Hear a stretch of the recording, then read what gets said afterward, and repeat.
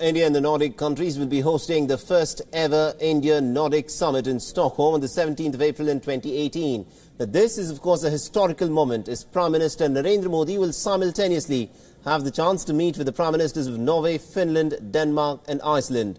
Now, the Prime Minister is also scheduled to meet German Chancellor Angela Merkel on the 20th of April during his stopover in Berlin. Now, on the sidelines, Prime Minister Modi will have separate bilateral meetings, and the Indian Prime Minister and also the Nordic leaders are expected to discuss the democratic values, trade, investment, innovation and renewable energy as well.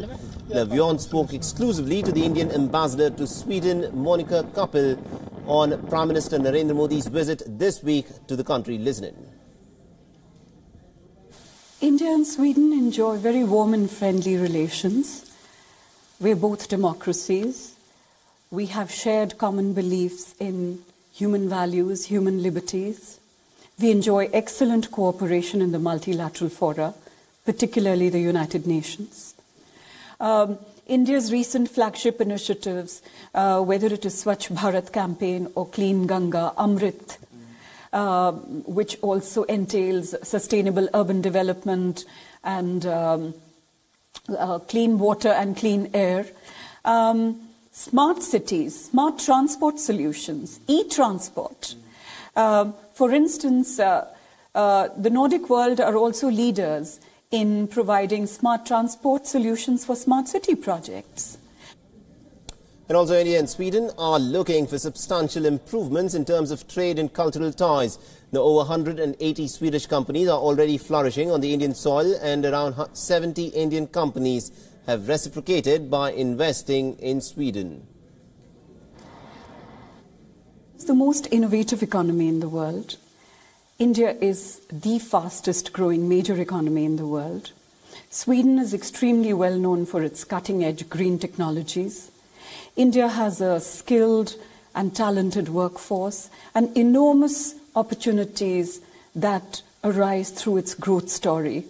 So India and Sweden have been working together. They are natural partners in India's growth story. But not just the growth story, I would say they are natural partners also in building a more sustainable future. 185 Swedish companies are invested in India and are making in India. Well before the flagship initiative Make in India came about, in 1905, the first Swedish company, Ericsson, entered India. And thereafter, it opened the doors for a lot of other Swedish giants, their MNCs, to come into India. India is such a huge market for Swedish technologies.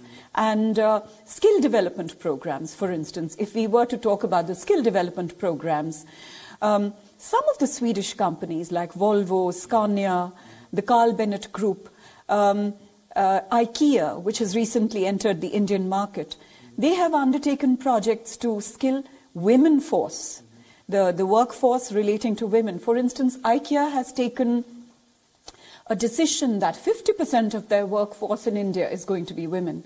And they're going to skill 10 lakh Indian women as part of that program. Similarly, 30,000 Indian girls in Assam are being imparted education through the Carl Bennet companies and through certain other Swedish companies.